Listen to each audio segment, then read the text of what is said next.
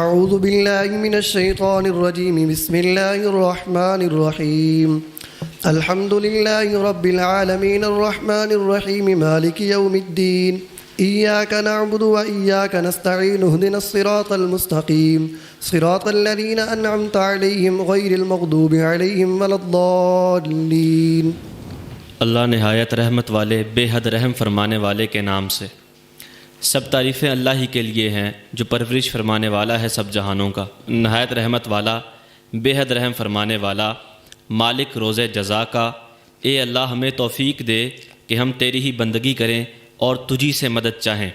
ہمیشہ ہمیں سیدھی راہ پر چلا، ان لوگوں کی راہ جن پر تو نے انعام فرمایا، نہ ان کی جن پر تیرا غضب ہوا اور نہ گمراہوں کی۔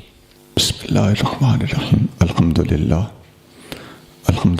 نحمده ونستعینه ونستغفره ونؤمن به ونتوکل علیہ ونعوذ باللہ من شرور انفسنا ومن سیئات اعمالنا من یهده اللہ فلا مضل له ومن یضللہ فلا ہادی له ونشهد ان لا الہ الا اللہ وحدہ لا شریک له ونشهد ان سیدنا ومولانا محمدا عبدہ ورسولہ۔ اما بعد، عزیزان گرامی، قرآن شریف کی تفسیر کا آغاز کرنے سے پہلے تفسیر اور اصول تفسیر سے متعلق چند باتیں انتخابی طور پر آپ کے سامنے رکھنا ضروری ہے۔ یہ 4 چیزیں ہیں جو آپ کے سامنے اختصار کے ساتھ تفسیر قرآن کو شروع کرنے سے پہلے رکھی جائیں گی۔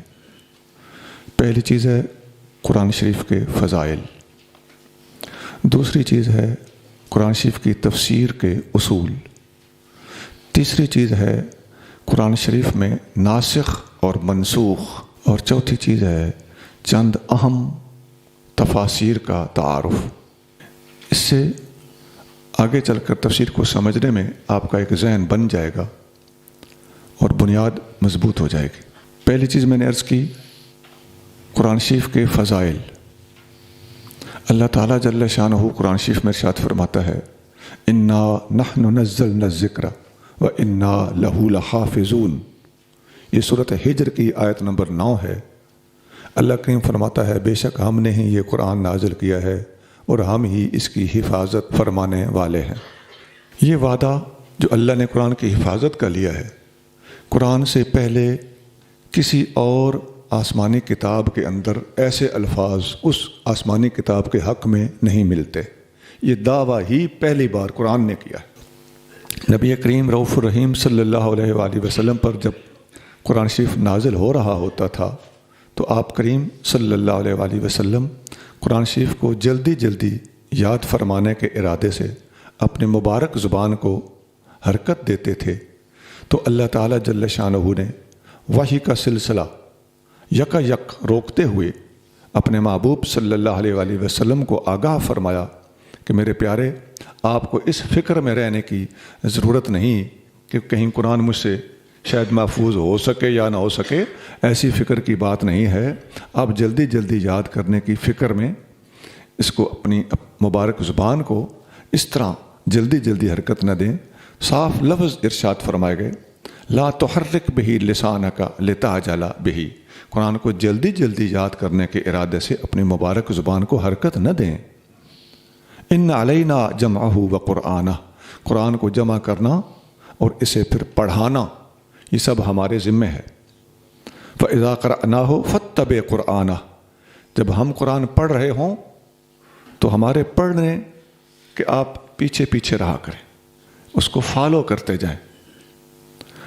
ثُمَّ إِنَّ عَلَيْنَا بَيَانَهُ، اور اس کو جمع کرنا، محفوظ کرنا تو دور کی بات ہے میرے محبوب، اس کی تشریح اور وضاحت بھی ہمارے ذمہ ہوئی۔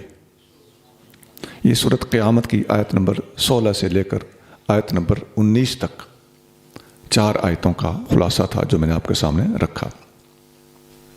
حضرت عبداللہ بن عباس رضی اللہ تعالی عنہ، نبی پاک علیہ السلام کا یہ ارشاد کہ آقا صلی اللہ علیہ وسلم پر جب وحی اترتی تو آپ صلی اللہ علیہ وسلم اسے یاد کرتے تھے۔ ابن عباس نے تو صحیح بخاری کے بالکل آغاز میں یہ حدیث ہے، حدیث نمبر 5 ہے، انہوں نے اپنی زبان مبارک اور ہونٹوں کو حرکت دے کے دکھایا کہ حضور صلی اللہ علیہ وسلم اس طرح جلدی جلدی اپنے ہونٹ مبارک ہلاتے تھے۔ اور ایک دلچسپ بات اور دلچسپ پہلو اور محبت بھرا پہلو یہ بھی ہے کہ ابن عباس نے نبی پاک علیہ الصلوۃ والسلام کی طرح اپنے ہونٹوں کو حرکت دے کے اپنے شاگردوں کو بتایا۔ تو ابن عباس کے شاگرد حضرت سعید ہیں، انہوں نے کہا کہ مجھے ابن عباس نے یوں ہونٹ ہلا کے دکھائے، اور آگے ان کے شاگرد کہتے ہیں کہ ہمیں سعید نے اس طرح ہونٹ مبارک ہلا کے دکھائے۔ تو اس میں محبت اور دلچسپی کا پہلو یہ بھی نکلتا ہے کہ نبی کریم صلی اللہ علیہ وآلہ وسلم کے صرف الفاظ ہی نہیں بلکہ آقا صلی اللہ علیہ وسلم کی مبارک ادائیں بھی صحابہ کرام نے حضور سے لیں، اور تابعین نے صحابہ سے لیں، اور تبع تابعین نے تابعین سے لیں۔ تو اس طرح کی چیزیں بھی حدیثوں کے اندر منقول ہوتی چلی آئی ہیں، اور اس کی اور بہت سی مثالیں ہیں کہ آقا صلی اللہ علیہ وآلہ وسلم کے جو افعال مبارک ہوتے تھے ان کو بھی صحابہ کرام آگے منقول فرماتے رہے ہیں۔ ایک اور آیت میں فرمایا قُلْ لَئِنِ اجْتَمَعَتِ الْإِنسُ وَالْجِنُّ عَلَىٰ أَن يَأْتُوا بِمِثْلِ هَٰذَا الْقُرْآنِ لَا يَأْتُونَ بِمِثْلِهِ وَلَوْ كَانَ بَعْضُهُمْ لِبَعْضٍ ظَهِيرًا۔ اگر تمام انسان اور تمام جن اس بات پر متفق بھی ہو جائیں کہ اس قرآن جیسی کوئی کتاب بنا کر لے آئیں تو ایسا نہیں کر سکتے، خواہ سارے کے سارے ایک دوسرے کے مددگار ہی کیوں نہ بنے رہیں۔ یہ سورۃ بنی اسرائیل ہے، اس کی آیت نمبر 88۔ قُلْ لَئِنِ اجْتَمَعَتِ الْإِنسُ وَالْجِنُّ عَلَىٰ أَن يَأْتُوا بِمِثْلِ هَٰذَا الْقُرْآنِ لَا يَأْتُونَ بِمِثْلِهِ وَلَوْ كَانَ بَعْضُهُمْ لِبَعْضٍ ظَهِيرًا۔ ایک اور جگہ پہ فرمایا إِنَّ هَٰذَا الْقُرْآنَ يَهْدِي لِلَّتِي هِيَ أَقْوَمُ۔ یہ قرآن مضبوط ترین، قیم ترین، اقوم ترین منزل تک پہنچا کے چھوڑتا ہے۔ اقوم سے یہاں مراد نتیجے کے طور پر بالآخر جو چیز سامنے آتی ہے وہ ہمیشہ کی فلاح ہے، جنت کا حصول ہے۔ یہ سورۃ بنی اسرائیل کی آیت نمبر 9 ہے۔ اللہ تعالیٰ قرآن شریف میں اپنے محبوب نبی صلی اللہ علیہ وآلہ وسلم کا قیامت کے دن قرآن چھوڑ دینے والوں کے خلاف شکایت کرنا بیان فرماتا ہے۔ فرمایا وقال الرسول یا رب ان قوم اتخذوا هذا القرآن مہجورا۔ قیامت کے دن رسول اللہ صلی اللہ علیہ وآلہ وسلم اللہ کی بارگاہ میں شکایت لگائیں گے کہ اے میرے اللہ، میری قوم نے قرآن کو چھوڑ دیا تھا۔ یہ سورۃ فرقان کی آیت نمبر 30 ہے۔ یہ وہ آیت ہے جس آیت پر ہم سب کو فوکس کرنا چاہیے، اور نبی کریم صلی اللہ علیہ وآلہ وسلم کے ہمارے خلاف اس شکوے سے بچنے کی ایڑی چوٹی کی کوشش کرنی چاہیے، اور قرآن ہمارا ہر وقت کا پڑھنا پڑھانا، اس پر عمل کرنا، اس کا پیغام دنیا تک پہنچانا، اس کی طرف لوگوں کو دعوت دینا، یہ ہماری سب سے اولین مصروفیت ہونی چاہیے۔ اگر ہم دنیا میں کسی انسان کو یا کسی خطے کے کچھ لوگوں کو قرآن شریف کی بے ادبی کرتا ہوا، قرآن کی مخالفت کرتا ہوا دیکھیں تو ان کے خلاف بیان بازی سے وہ فائدہ نہیں ہوگا جو فائدہ اس میں ہے کہ ہم قرآن کو خود پڑھیں، آگے پڑھائیں، اس کی روشنی دنیا کے کونے کونے تک پہنچائیں۔ جسے ایک صورت آتی ہے وہ 2 یاد کرے، جسے 10 آتی ہیں وہ 20 یاد کرے، جس کو نہیں آتا وہ پڑھے، جسے ترجمہ اور تفسیر نہیں آتا وہ ترجمہ اور تفسیر پڑھے، جو پڑھا ہوا ہے وہ لوگوں تک پہنچائے، اور مخالفین کو چھیڑے بغیر اگر ہم یہ کام کرنا شروع کر دیں گے تو یقیناً فی قلوبہم مرض فزادہم اللہ مرضا، جن لوگوں کے دلوں میں مرض ہے آپ قرآن کو اور ترقی دیں گے، ان کے دلوں کے مرض میں اضافہ ہوگا، اور وہ حیران رہ جائیں گے کہ ہمارے ساتھ ہو کیا رہا ہے۔ مخالفین تو قرآن کی مخالفت کرتے رہیں گے، اور ہم قرآن کو پڑھا کر اس کو مزید لوگوں تک پہنچا کر ان کے دلوں کو اور جلائیں گے، تو یہ مؤثر رد عمل ہوگا، بجائے اس کے کہ ہم اپنے ہی ملک کے اندر اپنے نقصانات کرنا شروع کر دیں۔ ایفیکٹو اور نتیجہ خیز عمل سوچنا یہ حکیم لوگوں کا طریقہ ہوتا ہے، اور یہی حکمت عملی ہماری ہونی چاہیے۔ اسی کا ایک اہم جزء اور حصہ ہے جس کے لیے آپ تمام لوگ اس جنگل میں آ کر بیٹھے ہیں اور اس کار خیر میں حصہ لے رہے ہیں۔ میں نے چند آیتیں اختصار کے ساتھ آپ کے سامنے پیش کر دی ہیں جن کا تعلق قرآن شریف کے فضائل سے ہے۔ اسی طرح حدیثوں میں بھی آتا ہے، حضرت ابو ہریرہ رضی اللہ تعالیٰ عنہ روایت کرتے ہیں کہ نبی کریم صلی اللہ علیہ وآلہ وسلم نے ارشاد فرمایا ما من الانبیاء نبی الا اوتی ما مثلہ آمن علیہ البشر۔ جتنے بھی انبیاء علیہ السلام گزرے ہیں ان کو اپنے اپنے زمانے کے لحاظ سے معجزے دیے گئے. جتنا کسی کو تگڑا مضبوط معجزہ دیا گیا اسی طرح زیادہ تعداد میں لوگ اس پر ایمان لائے. لیکن فرمایا وَإِنَّمَا كَانَ الَّذِي أُوتِيتُ وَحْيًا أَوْحَى اللَّهُ إِلَيَّ، مجھے جو دیا گیا ہے معجزہ وہ وحی ہے، قرآن ہے، تنزیل ہے جو اللہ نے میری طرف اتارا ہے. اور فَأَرْجُو أَنْ أَكُونَ أَكْثَرَهُمْ تَابِعًا يَوْمَ الْقِيَامَةِ، اور میرا معجزہ جو کہ تمام معجزات پر غالب ہے، اسی بنا پر میں امید رکھتا ہوں کہ جتنے کسی کے معجزے تگڑے تھے اتنے لوگ ایمان لائے تو میرا معجزہ سب سے بڑا معجزہ ہے. اس لیے میرے ماننے والے بھی تمام انبیاء علیہ السلام کے پیروکاروں سے تعداد میں زیادہ ہوں گے. یہ حدیث بخاری شریف میں ہے، 4981 حدیث نمبر ہے، اور مسلم شریف میں بھی ہے، حدیث نمبر 152 ہے. نبی کریم صلی اللہ علیہ وسلم نے دنیا سے پردہ فرماتے وقت جو وصیت فرمائی تھی وہ بھی اللہ کی کتاب کی وصیت تھی. اور کسی بھی بڑی ہستی کا دنیا سے جانا اور دنیا سے رخصت ہوتے وقت کوئی آخری بات فرمانا وہ بڑا اہم ہوتا ہے. تو نبی پاک علیہ الصلوۃ والسلام سے بڑی ہستی کون سی ہوگی؟ اور جو وصیت نبی کریم صلی اللہ علیہ وسلم نے فرمائی ہو اس سے زیادہ اہم وصیت کیا ہوگی؟ تو حدیث میں آتا ہے اوصا بکتاب اللہ، نبی کریم صلی اللہ علیہ وسلم نے اللہ کی کتاب کے بارے میں وصیت فرمائی تھی کہ اس کے ساتھ لگ کے رہنا، اس کو مضبوط پکڑنا، اس کو پڑھنا پڑھانا اور اس پر عمل کرنا. یہ حدیث بخاری شریف میں ہے، حدیث نمبر 5022 ہے. ایک حدیث میں آتا ہے سیدنا علی المرتضیٰ رضی اللہ تعالی عنہ روایت فرماتے ہیں کہ نبی کریم صلی اللہ علیہ وسلم نے ارشاد فرمایا ستکون فتن، میرے بعد فتنے کھڑے ہو جائیں گے. آپ فرماتے ہیں میں نے حضور کو عرض کیا مل مخرج منہا یا رسول اللہ، یا رسول اللہ ان فتنوں سے جان چھڑانے اور نکلنے کا طریقہ لوگوں کے پاس کیا ہوگا؟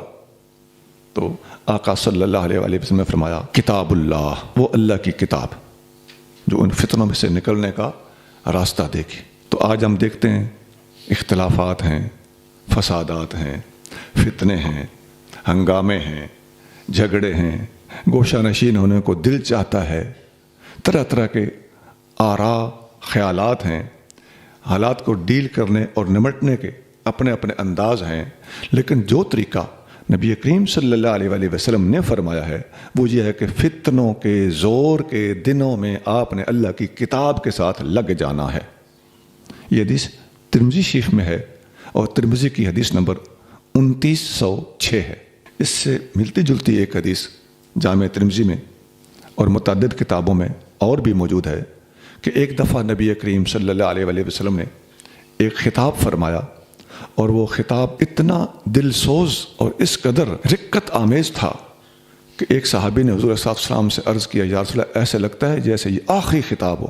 تو آقا صلی اللہ علیہ وسلم نے فرمایا کہ میرے بعد فتنے ہوں گے اور فتنوں کے دنوں میں اگر تم چھٹکارا پانا چاہتے ہو تو جیسا ابھی اس حدیث میں تھا کہ اللہ کی کتاب، اس کے بعد آقا نے فرمایا کہ علیکم بسنتی وسنت الخلفاء الراشدین المہدیین، تم پر لازم ہوگا کہ ان فتنوں کے دنوں میں میری سنت اور میرے خلفاء راشدین کی سنت، ان کے طریقے کو مضبوطی سے پکڑ لینا، تمہیں فتنوں میں سے نجات مل جائے گی. حضرت عبداللہ بن مسعود رضی اللہ تعالی عنہ علماء صحابہ اکرام میں اپنا خاص مقام رکھتے ہیں. صحابہ اکرام سارے کے سارے ہی علماء تھے، لیکن ان کے اندر مزید جن کو اہل علم وہ اپنے لیول کے اعتبار سے سمجھتے تھے، ان میں صف اول کے صحابہ اکرام میں حضرت عبداللہ بن مسعود رضی اللہ تعالیٰ عنہ کا اسم گرامی آتا ہے. ابن مسعود کی علمیت کے علاوہ آپ کی حکیمانہ باتیں، ہدایات اور علم کی طرف ترغیبات، یہ تمام صحابہ اکرام میں اپنے ایک جداگانہ شان رکھتی ہیں. ابن مسعود رضی اللہ تعالیٰ عنہ فرماتے ہیں من اراد العلم فلیصور القرآن، جو بندہ علم کا ارادہ رکھتا ہو اسے چاہیے کہ قرآن پڑھا کرے. اور فلیصور القرآن اس کا مطلب ہے کہ قرآن کو کھول کھول کے پلٹا کرے، ورق گردانی کیا کرے، قرآن میں غور خوض کیا کرے. یصور کا معنی ہے یقلب، ورق پلٹنا. اس پر مطلب یہ ہے اس کے اندر زیادہ غور کرے، ہر وقت قرآن لے کے بیٹھا رہا کرے، علم کی دولت اسے میسر آ جائے گی۔ فَإِنَّ فِيهِ علم الاولین والآخرین، قرآن کے اندر اولین کا علم بھی موجود ہے، آخرین کا علم بھی موجود ہے۔ ابن مسعود کا یہ قول المعجم الکبیر میں امام طبرانی نے حدیث نمبر 8664 کے طور پر نقل کیا ہے، مجمع الزوائد میں بھی ہے، حدیث نمبر 11667 ہے اور اس کی سند صحیح ہے۔ یہی سیدنا عبداللہ بن مسعود رضی اللہ تعالی عنہ ایک نہایت ایمان افروز بات کرتے ہیں۔ جیسا میں نے بتایا کہ ان کے علمی نکات اور علمی کاوشوں اور علمی کام اور تفسیری بیانات کے علاوہ ان کے حکیمانہ جملے بڑے زبردست، جیسا میں نے ابھی ایک جملہ سنایا۔ ایک اور فرمان آپ کا ہے، آپ فرماتے ہیں من احب ان یعلم انہ یحب اللہ ورسولہ، اگر کوئی بندہ چاہتا ہو کہ اسے پتہ چل جائے کہ میرے دل میں اللہ اس کے رسول کی محبت ہے کہ نہیں، یہ اکثر مسلمانوں کی، ایمان والوں کی ڈیمانڈ ہوتی ہے کہ میرے دل میں سچی محبت ہے کہ نہیں۔ ابن مسعود فرماتے ہیں اس کا ٹیسٹ کیا ہے، فَلْيَنْظُرْ، ایسا بندہ خود اپنے اندر جھانکے، فَإِنْ كَانَ يُحِبُّ الْقُرْآنَ فَهُوَ يُحِبُّ اللَّهَ وَرَسُولَهُ، اگر وہ بندہ قرآن سے محبت کرتا ہے تو اس کا ثبوت ہوگا کہ یہ بندہ اللہ اس کے رسول کے ساتھ سچی محبت رکھتا ہے۔ عزیزان گرامی، آپ نے آج اس دور میں محسوس کیا ہوگا کہ قرآن جیسی عظیم کتاب سے ہٹانے کے بھی حربے کیے جا رہے ہیں، کبھی کسی بہانے سے، کبھی کسی بہانے سے، کبھی علم کی مخالفت کر کے، اور کبھی یہ کہ قرآن فلاں لوگ بڑا پڑھیں گے، حلق سے نیچے نہیں جائے گا۔ بھائی قرآن نہیں چھوڑنا، حلق ٹھیک کروانا چاہیے، نہ کہ قرآن چھوڑنا چاہیے۔ نبی پاک صلی اللہ علیہ وآلہ وسلم جب کسی وفد کو کہیں بھیجتے تو حضرت ابو ہریرہ رضی اللہ تعالیٰ عنہ فرماتے ہیں کہ بعث رسول اللہ صلی اللہ علیہ وسلم بعثا وہم ذو عدد، ایک دفعہ نبی کریم صلی اللہ علیہ وآلہ وسلم نے کہیں ایک لشکر بھیجا اور وہ ایک تعداد میں تھا۔ فاستقرأ کل رجل، آپ صلی اللہ علیہ وسلم نے ایک ایک بندے سے قرآن سنا۔ پھر جب قرآن سب سے آقا صلی اللہ علیہ وسلم سنتے گئے، ایک سے پوچھتے تمہیں کتنا آتا ہے، کتنا آتا ہے، کتنا آتا ہے، ان میں سے جس بندے کو سب سے زیادہ قرآن آتا تھا، آپ صلی اللہ علیہ وآلہ وسلم نے فرمایا فَاذْهَبْ فَأَنْتَ أَمِيرُهُمْ، تو اس لشکر کا امیر ہے، اس کی نگرانی میں لشکر جائے۔ یہ ترمذی شریف میں حدیث نمبر 2876، سند اس کی حسن ہے۔ اختصار کے ساتھ میں نے آپ کے سامنے قرآن شریف کے فضائل، قرآن اور حدیث اور صحابہ کرام کے اقوال کی روشنی میں رکھ دیے۔ دوسرا پوائنٹ ہے اصول تفسیر، ان تفسیر کرنے کے اصول کیا ہیں؟ کیا ہر بندہ اٹھ کے تفسیر لکھنا شروع کر دے؟ کیا یہ جائز ہے؟ یا تفسیر لکھنے کی اہلیت بھی بندہ رکھتا ہو تو اس کے اوپر کون کون سی پابندیاں ہیں؟ سب سے پہلی بات تو یہ ہے کہ قرآن کی تفسیر لکھنے والا قرآن کے ایک لفظ کو یا ایک آیت کو قرآن کے اندر مزید مقامات پر دیکھے کہ اس لفظ کا یا اس آیت کا معنی اللہ تعالیٰ نے خود قرآن شریف کے اندر دوسرے مقام پر کیا ارشاد فرمایا ہے۔ گویا اسے کہتے ہیں قرآن کی تفسیر قرآن کی روشنی میں کرنا۔ اس طرح کی کچھ تفسیریں بھی لوگوں نے لکھی ہوئی ہیں، تفسیر القرآن بالقرآن، قرآن کی تفسیر قرآن سے کرنا۔ علماء کا اور مفسرین کا ایک مشہور جملہ ہے القرآن یفسر بعضہ بعضا، قرآن اپنے بعض مقامات کی تفسیر خود دوسرے مقامات پر کرتا ہے۔ اس کی کئی مثالیں بھی ہیں، جیسے آپ سورۃ فاتحہ میں ہی آگے چل کے آپ دیکھیں گے بھی کہ انعام یافتہ قرآن میں سورۃ فاتحہ میں صراط الذین انعمت علیہم فرمایا گیا ہے، اور انعام یافتہ کون ہے یہ آگے جا کے سورۃ النساء میں اس بات کو کھولا گیا ہے کہ انعام یافتہ کون کون سے طبقے ہیں۔ یوم الدین کا لفظ سورۃ فاتحہ میں ہے، آگے جا کے سورۃ انفطار میں آتا ہے وما ادراک ما یوم الدین ثم ما ادراک ما یوم الدین یوم لا تملک نفس لنفس شیئا والامر یومئذ للہ، آپ کو کیا پتا کہ دین کا دن، بدلے کا دن کیا ہے؟ پھر آپ کو کیا پتا کہ بدلے کا دن کیا ہے؟ وہ دن ہے یوم لا تملک نفس لنفس شیئا، جس دن کوئی ایک بندہ دوسرے کسی بندے کی بات کا ذمہ دار نہیں ہوگا، کسی کا کوئی مالک نہیں ہوگا اس دن. بل امر یومئذ للہ، اس دن حکومت ہوگی، امر چلے گا، فیصلے چلیں گے تو صرف اللہ کے چلیں گے. انعام یافتہ لوگوں کی وضاحت، ذکر ان کا سورۃ فاتحہ میں ہے، وضاحت دوسری جگہ پر ہے. یوم الدین کا ذکر سورۃ فاتحہ میں ہے، وضاحت دوسری جگہ پر ہے. یہ ہے قرآن کی تفسیر خود قرآن کرتا ہے. اس کی بے شمار مثالیں ہیں. قرآن کی تفسیر قرآن سے کرنے کے بعد دوسرا نمبر آتا ہے حدیث شریف کا. اللہ تعالیٰ نے خود قرآن کے اندر ارشاد فرمایا، اور اس طرح کی کئی آیتیں ہیں.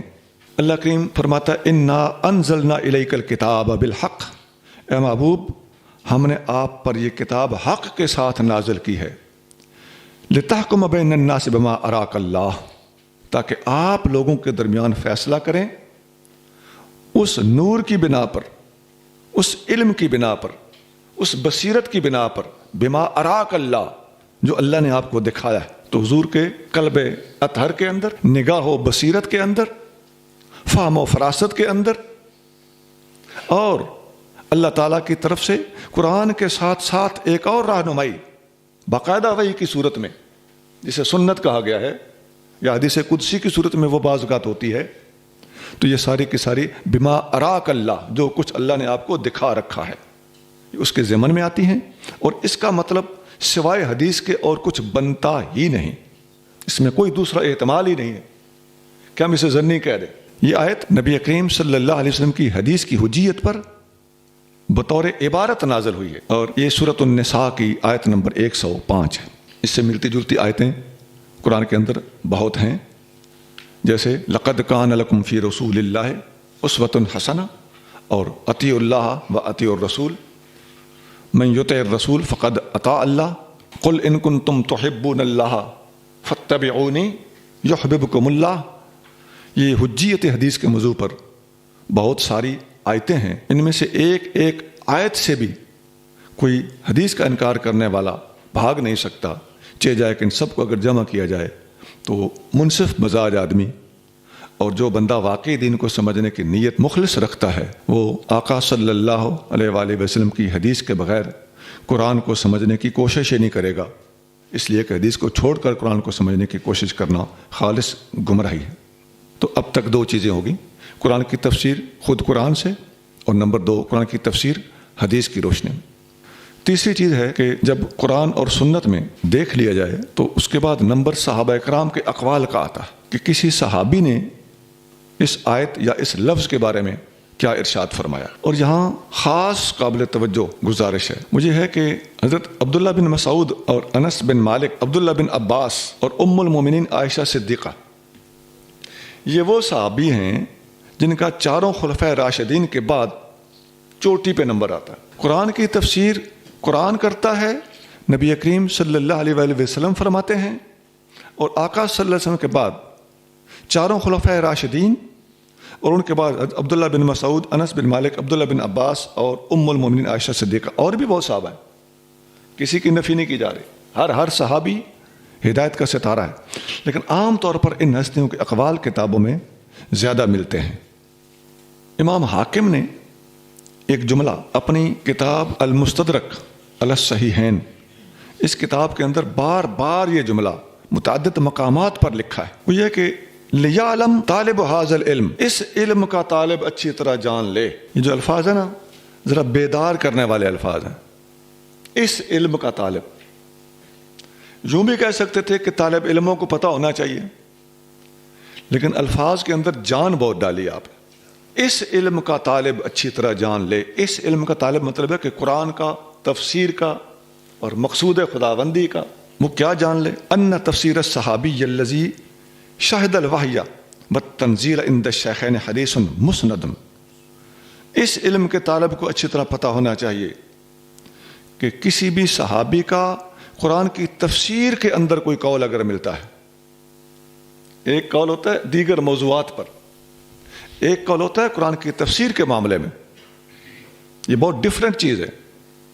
تو فرمایا حضرت امام بخاری اور امام مسلم کا فیصلہ یہ ہے، یہ امام حاکم لکھ رہے ہیں کہ شیخین کا فیصلہ یہ ہے. شیخین کہتے ہیں محدثین کے نزدیک شیخین امام بخاری اور امام مسلم کو کہا جاتا ہے. حدیث مسند، صحابی کا قول ہو تو اسے ہمیشہ نبی پاک علیہ الصلوۃ والسلام کا فرمان سمجھو۔ جن لوگوں کا مطالعہ نہیں ہوتا، یا وہ سطحی بات کرتے ہیں، یا لوگوں کے جذبات کے ساتھ کھیلتے ہیں کہ یہ صحابی کا قول ہے، نہیں جناب، جن کے پاس انصاف ہے اور معاملہ فہم لوگ ہیں، علم کی گہرائی میں اترے ہوئے لوگ ہیں، وہ جانتے ہیں کہ قرآن کی تفسیر کے معاملے میں کوئی صحابی جو بات کرے تو آقا صلی اللہ علیہ وسلم کا اسم گرامی لینا نہ لینا وہ ایک الگ بات ہے۔ کوئی صحابی اپنے پاس سے قرآن کی تفسیر کرنے کی جرت ہی نہیں کرتے تھے۔ جو صحابی کا فرمان کسی تفسیری قول کے طور پر وارد ہوا ہے، دراصل وہ حضور کا فرمان ہوتا ہے۔ یہ امام حاکم نے مستدرک کے اندر جو حدیث بیان کی ہے، اس حدیث کا نمبر ہے 3071 3071، اور امام حاکم کا قول ہے صحیح ہے۔ تین چیزیں ہو گئیں، قرآن، سنت اور صحابہ کے اقوال۔ اس کے بعد آتے ہیں صحابہ کے بعد تابعین کے اقوال، جو صحابہ کرام کے شاگرد ہیں۔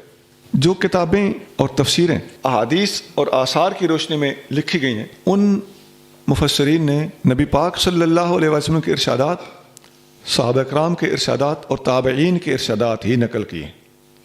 اگلے وقتوں میں آثار سے مراد یہی ہوتے تھے۔ جن تابعین کو مفسرین نے ان کے آثار لینے کے حوالے سے اولین ترجیح دی ہے، ان بے شمار تابعین میں جو معروف تابعین ہیں وہ ہیں حضرت مجاہد، عطا بن ابی رباح، حضرت سعید بن جبیر، حضرت حسن بصری، حضرت اکرمہ جو ابن عباس کے آزاد کردہ غلام تھے، حضرت سعید بن مسیب، حضرت مسروق، حضرت ابن عالیہ، حضرت ربیع بن انس، حضرت قتادہ، حضرت ضحاک اور ابن زید۔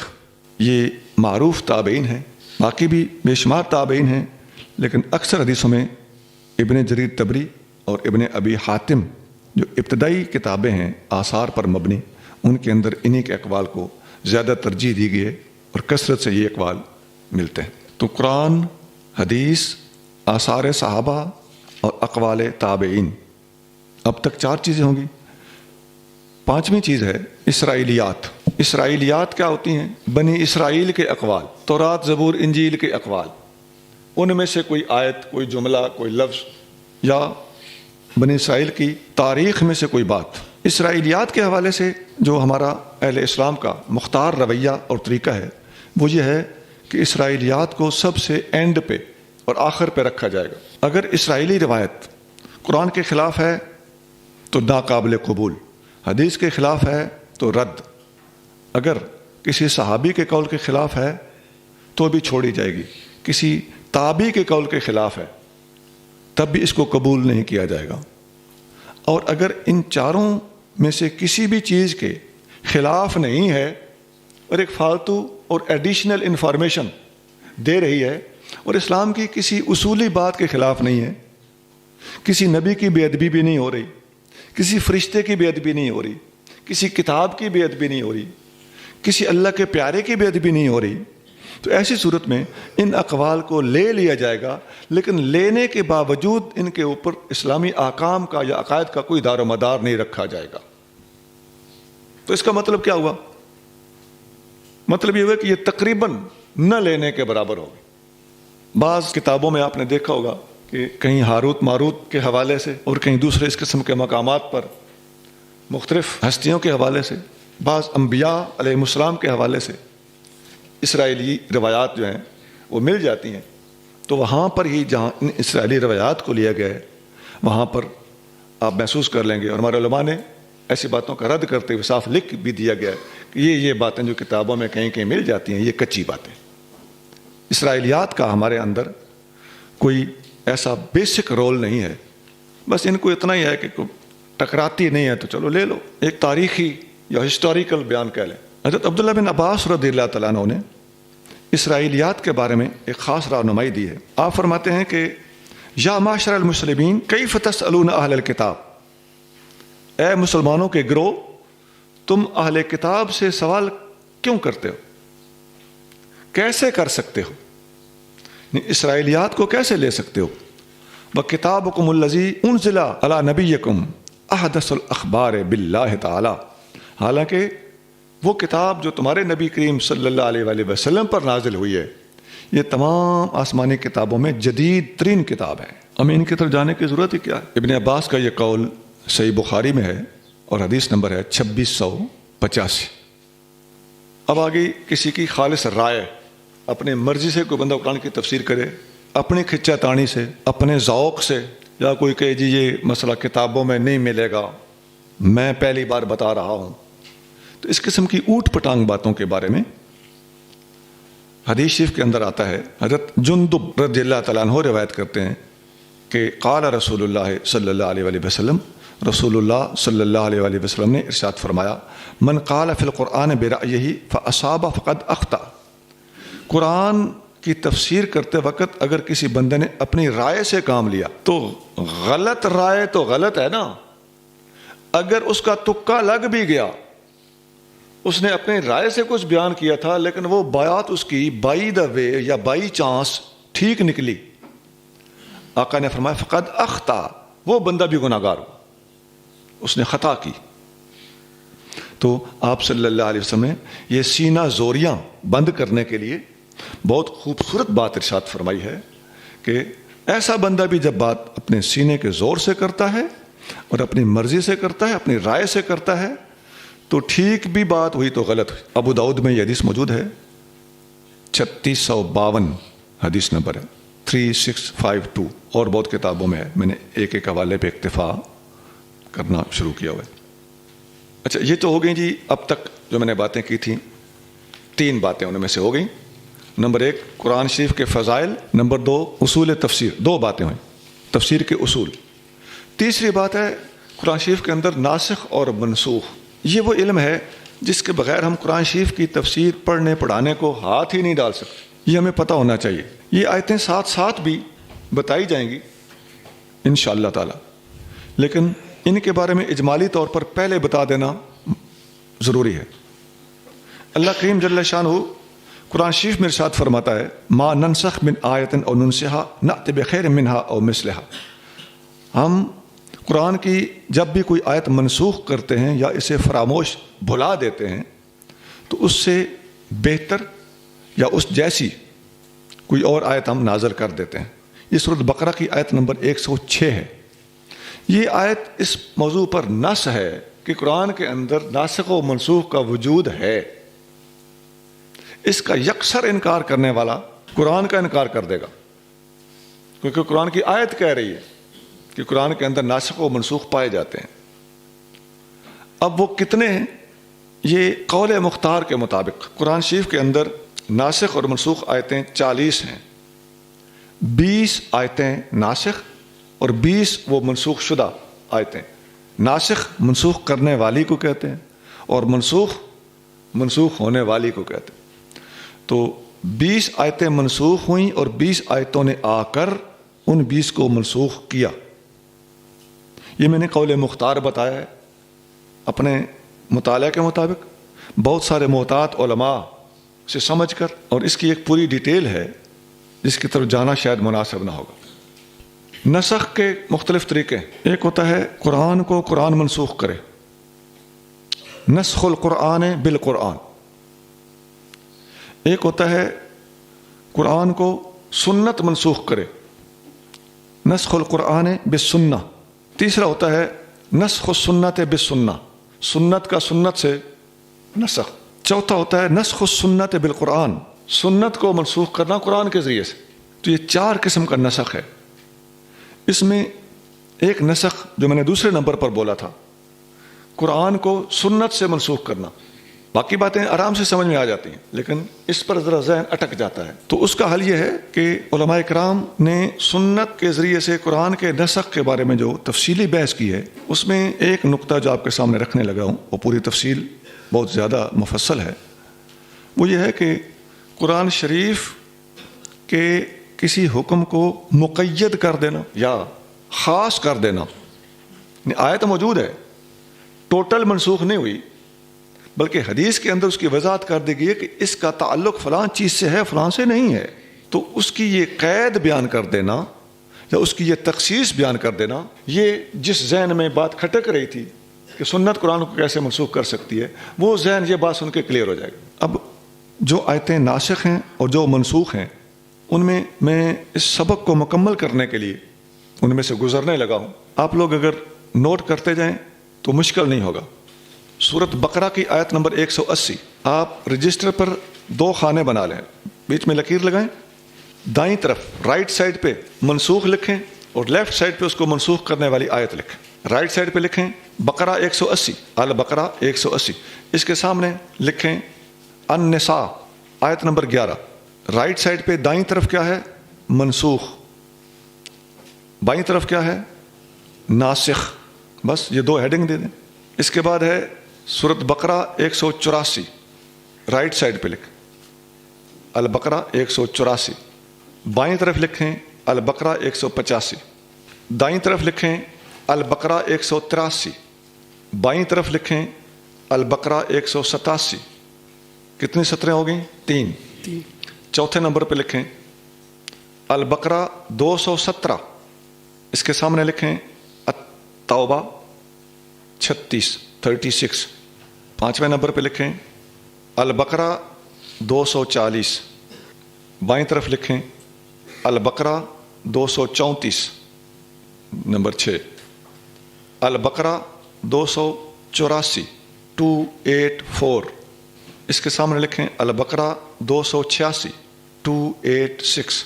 نمبر 7 آل عمران 102. اس کے سامنے لکھیں التغابن 16. سورت التغابن آیت نمبر 16. نمبر 8 النساء 33. اس کے سامنے لکھیں انفال 75. الانفال 75. نمبر 9 النساء 15. اس کی ناسخ ہے. اس کے سامنے لکھیں النور 2. نمبر 10 المائدہ 2. المائدہ 2. اس کے سامنے لکھیں البقرہ 216. البقرہ 216. نمبر 11 المائدہ 32. المائدہ 32. اس کے سامنے لکھیں بائیں طرف المائدہ 49 49. نمبر 12 المائدہ 106. المائدہ 106. اس کی ناسخ ہے الطلاق 2. نمبر 13 الانفال 65. اس کے سامنے لکھیں الانفال 66. نمبر 14 سورت توبہ 41. اس کے سامنے لکھیں توبہ 91 91. نمبر 15 النور آیت نمبر 3. اس کے سامنے لکھیں النور 32 32. نمبر 16 سورت احزاب الاحزاب 52 52. اس کے سامنے لکھیں الاحزاب 50 50. نمبر 17 المجادلہ سورت مجادلہ آیت نمبر 12. اس کی ناسخ ہے مجادلہ آیت نمبر 13. مجادلہ 13. نمبر 18 سورت ممتحنہ الممتحنہ آیت نمبر 11. اس کی ناسخ ہے الانفال 41. سورت انفال 41. نمبر 19 سورت مزمل. یہ آیت نمبر ہے 2 تا 4. اس کی ناسخ ہے. اس کے سامنے لکھیں سورت مزمل آیت نمبر 20. نمبر 20 سورت بقرہ آیت نمبر 115. اس کی ناسخ ہے سورت بقرہ آیت نمبر 144 144. یہ ناسخ و منسوخ کو جاننا ترجمہ یا تفسیر پڑھتے وقت حتیٰ کہ خطاب کرتے وقت بھی یہ بہت ضروری ہوتا ہے. خطاب کرنے والا کوئی تفسیر تو نہیں لکھ رہا ہوتا، لیکن خطاب کے دوران ہو سکتا ہے کسی منسوخ آیت سے وہ استدلال کر رہا ہو اور مسلمانوں کو غلط راستے پہ لگا دے یا گمراہ کر دے. کسی منسوخ حکم کے اوپر وہ پریشر دے رہا ہو. حضرت عبداللہ بن عباس رضی اللہ تعالیٰ عنہ ایک آدمی کے پاس سے گزرے. وہ وعظ کر رہا تھا. خطیبوں کو اور واعظوں کو اس زمانے میں قاس کہا جاتا تھا۔ قاس قصہ گو۔ مر ابن عباس بقاس فرکلہ برجلہ، آپ نے اس کو پیر سے ٹھوکر ماری۔ فقال اتدری من ناسخ والمنسوخ، تم جانتے ہو ناسخ اور منسوخ کیا ہے؟ قال ومن ناسخ والمنسوخ، اس نے کہا ناسخ منسوخ ہوتا کیا ہے؟ قال فما تدری من ناسخ والمنسوخ، آپ نے دوبارہ پوچھا تم نہیں جانتے ناسخ و منسوخ کیا ہوتا ہے؟ قال لا، اس نے کہا نہیں۔ قال ہلکتا و اہلکتا، تو ہلاک ہو گیا اور تم نے ہلاک کر دیا۔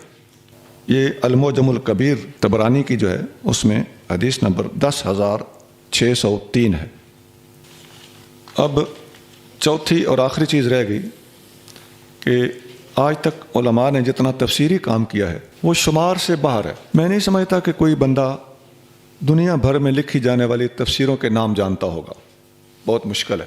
ان تفسیروں میں سب سے پہلے جیسا کہ آپ پڑھ کے آ رہے ہیں، قرآن خود اپنی تفسیر بیان کرتا ہے، حدیث بھی قرآن کی تفسیر ہے، صحابہ اور تابعین کے اقوال بھی قرآن کی تفسیر ہیں، اجماع امت اور جمہور کے خلاف بھی قرآن کی تفسیر نہیں کرنی چاہیے۔ باقی جو بطور خاص تفسیر کے نام سے کتابیں لکھی گئی ہیں ان میں حدیث کی تمام کتابیں، خاص طور سے بخاری، مسلم اور ترمذی وغیرہ، ان کتابوں کے اندر پورا ایک عنوان ہوتا ہے کتاب التفسیر۔ اس کے اندر قرآن کی آیتوں اور صورتوں کی بالترتیب تفسیر علماء نے جو ان تک حدیثیں دستیاب ہوئیں ان کو ان ابواب کے اندر اور کتب کے اندر انہوں نے نقل فرما دیا۔ اس کے بعد جو مستقل اور جداگانہ کتابیں تفسیروں پر لکھی گئیں، صحابہ کرام علیہم الرضوان کے اقوال بعض بعد کے بزرگوں نے تفسیر کے اوپر جمع کر دیے، اور وہ کچھ کتابیں اس موضوع پر بھی صحابہ کرام کے نام سے ملتی ہیں۔ ان میں معروف کتاب سیدنا ابن عباس رضی اللہ تعالیٰ عنہ کی تفسیر ہے، جسے عام طور پہ تفسیر ابن عباس کہا جاتا ہے۔ وہ چھپی ہوئی ہے پاکستان میں، تنویر المقیاس من تفسیر ابن عباس، اس نام سے ایک ہی جلد میں حاشیے کی شکل میں پاکستان سے، ملتان سے چھپی ہوئی ملتی ہے۔ اس کے بعد جو مشہور تفسیریں ہیں ان میں بڑی سینئر اور ابتدائی دور کی ایک تفسیر ہے، تفسیر ابن جریر۔ یہ امام ابن جریر طبری رحمۃ اللہ علیہ کی لکھی ہوئی کتاب ہے۔ اس کی 30 جلدیں ہیں اور پاکستان میں 15 جلدوں میں بھی ایک ایک میں 2 بند کر کے وہ چھاپی ہوئی ملتی ہے۔ امام ابن جریر طبری 310 ہجری میں فوت ہوئے تھے، بہت ارلی زمانے کے بزرگ۔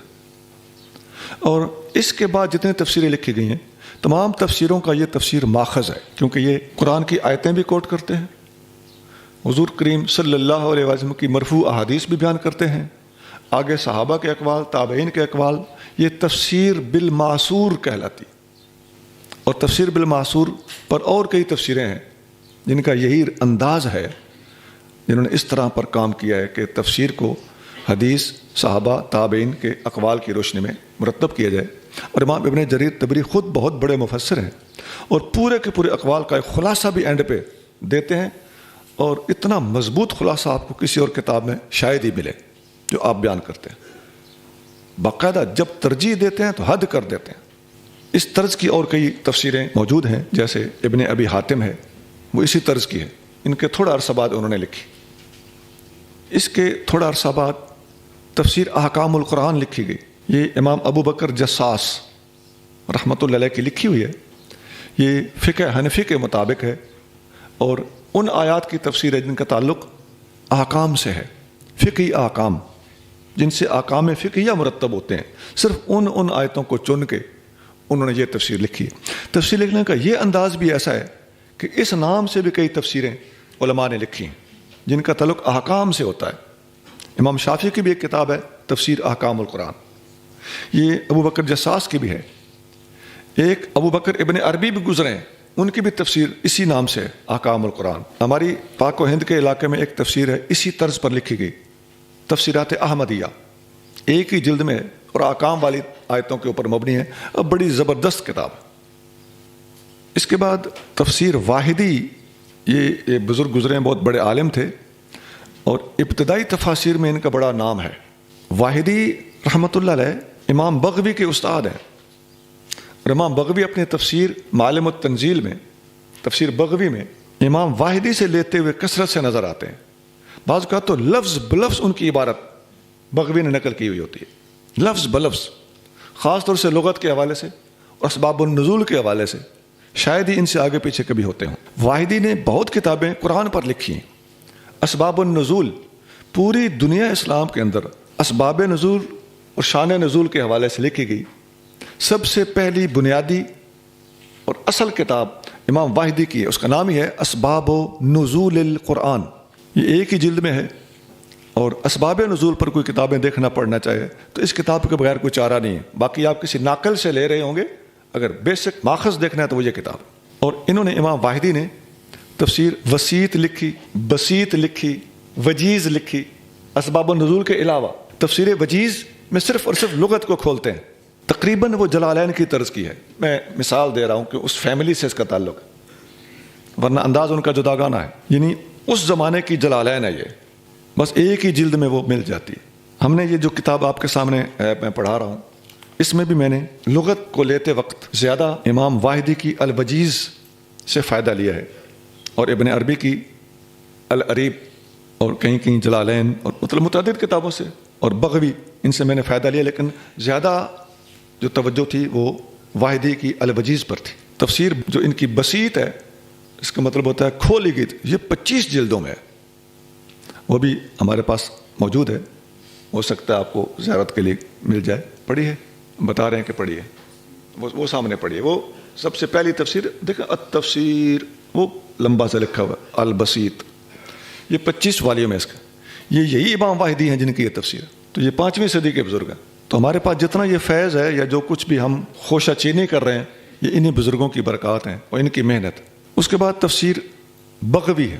امام بغوی 5ویں صدی کے آخر میں اور 6ٹھی صدی کے آغاز میں 516 میں یہ فوت ہوئے ہیں۔ خود محدث ہیں، اپنی سند سے حدیث بھی لاتے ہیں، اور منہاج السنہ ان کی بڑی مشہور حدیث کی کتاب ہے۔ تفسیر بغوی 4 جلدوں میں ہے، پاکستان میں بھی چھپی ہوئی ہے، باہر کے ملکوں میں بھی چھپی ہوئی ہے۔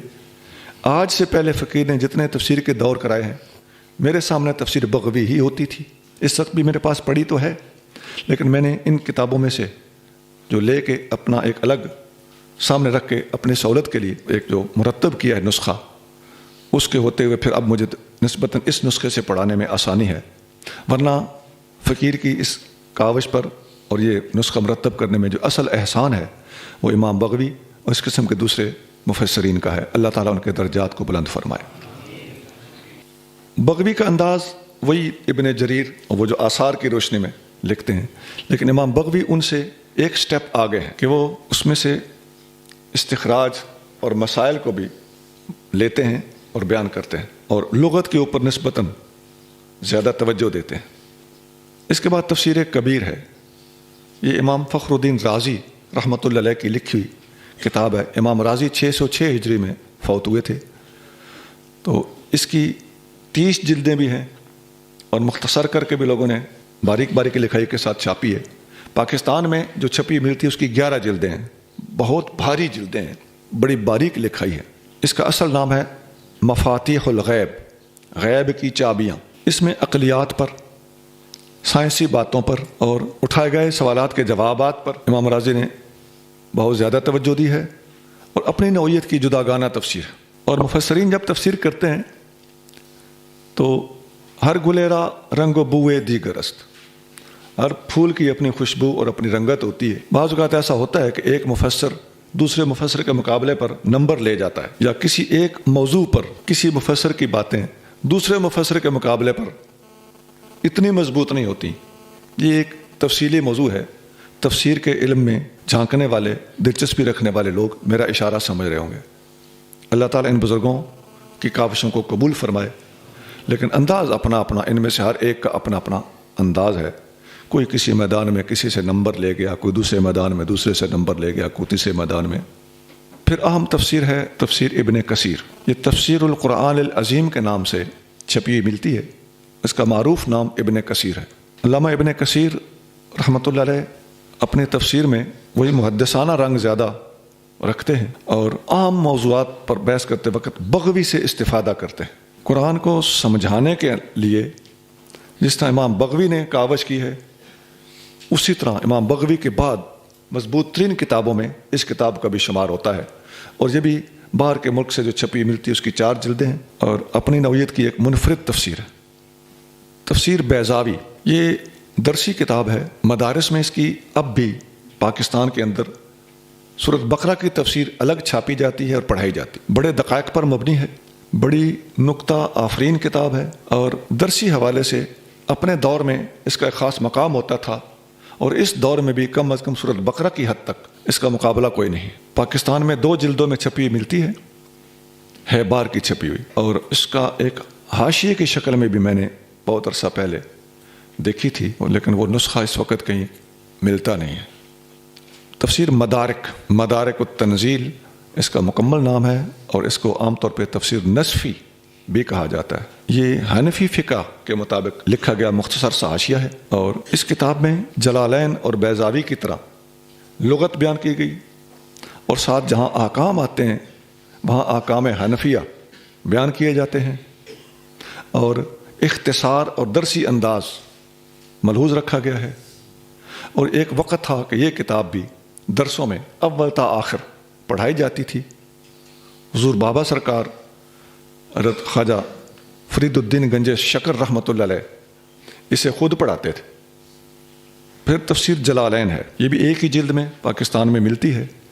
ہمارے مدارس میں تفسیر بیضاوی کی سورۃ بقرہ پڑھائی جاتی ہے اور جلالین ساری پڑھائی جاتی ہے۔ یہ عربوں کے اندر اس وقت بھی بیڈ بک سمجھی جاتی ہے، یعنی سرہانے کی کتاب، یعنی اپنے سرہانے ساتھ ٹیبل پہ یا ریک پہ رکھ کے علم کا ذوق شوق رکھنے والے، قرآن کو سمجھنے کا جذبہ رکھنے والے اس کتاب کو اپنے بستر کے ساتھ سرہانے رکھتے ہیں اور ہمہ وقت اس کو اپنے مطالعہ میں رکھتے ہیں۔ بڑی پیاری کتاب ہے، اور یہ حضرت جلال الدین محلی رحمۃ اللہ علیہ نے اس کے پہلے 15 سپارے لکھے سورۃ بقرہ چھوڑ کے، باقی 15 سپارے تو ان کا وصال ہو گیا، تو ان کی زوجہ نے اعلان کیا کہ جو بندہ میرے شوہر کے طریقے پر اس کتاب کو تفسیر کو مکمل کرے گا میں اس سے نکاح کروں گی۔ تو دیکھیں اس عورتوں کے جذبے، دیکھو، نہ دولت پوچھی، نہ شکل پوچھی، نہ عمر دیکھی، 100 سال کا بوڑھا یہ کام کر لے میں نکاح کروں گی، اور بھوکا پیاسا بندہ، بے گھر بندہ، خیمے میں رہنے والا بندہ یہ کام کر دے میں نکاح کروں گی۔ تو اس کو حضرت علامہ جلال الدین سیوطی رحمۃ اللہ علیہ جو علم کا ایک جبل ہے اور امت مسلمہ کے بہت بڑے محسن ہیں، سیاستہ میں سے ہر کتاب کی شرح اس بندے نے لکھی، قرآن کی کئی تفسیریں لکھی ہیں جیسے امام واحدی نے لکھی، اور ہر موضوع پر قلم اٹھایا۔ اس وقت تک پوری دنیا میں سب سے زیادہ کتابیں لکھنے والی ہستی کا نام علامہ جلال الدین سیوطی ہی ہے رحمۃ اللہ علیہ۔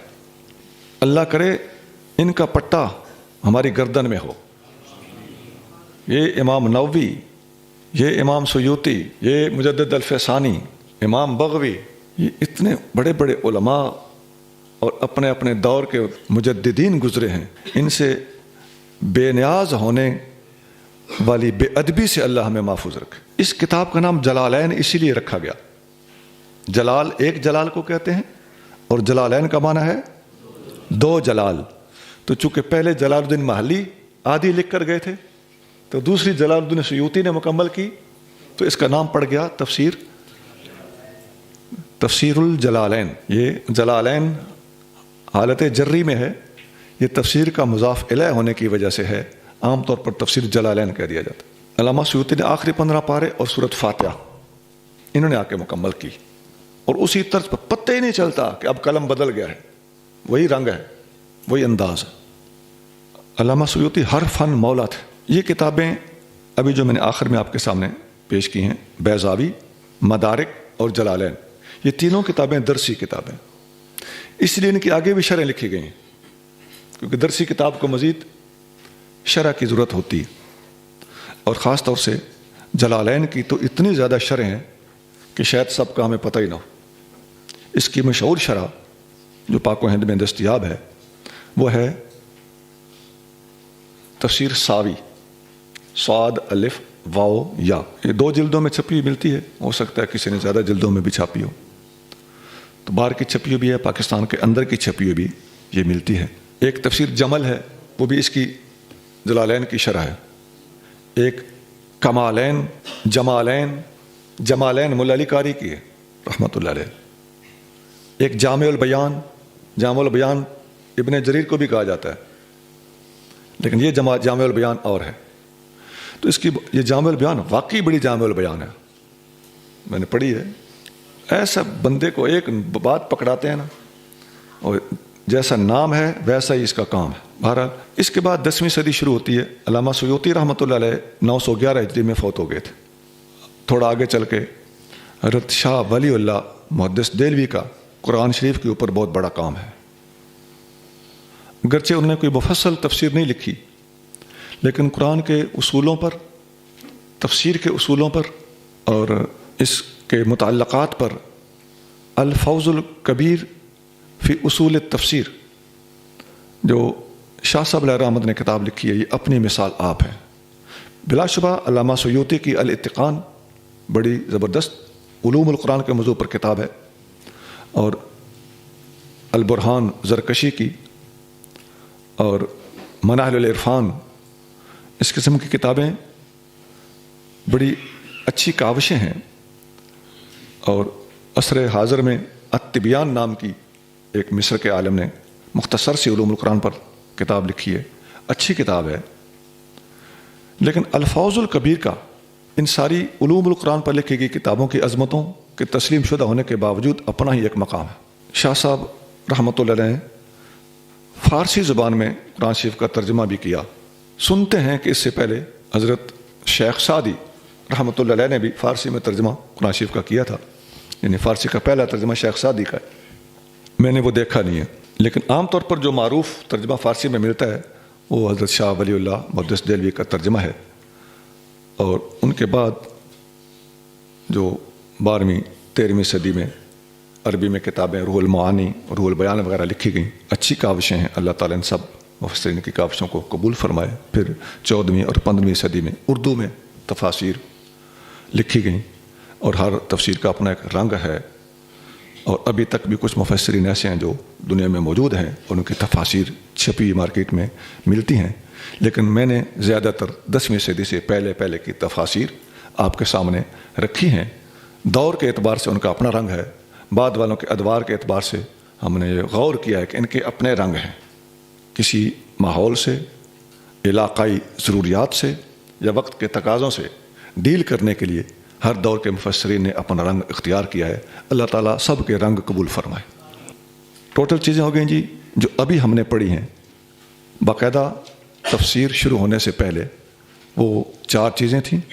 نمبر 1 فضائل القرآن، نمبر 2 اصول تفسیر، نمبر 3 ناسخ و منسوخ، نمبر 4 اہم تفاسیر کا تعارف۔ سبحان ربک رب العزت عما یصفون وسلام علی المرسلین والحمد للہ رب العالمین۔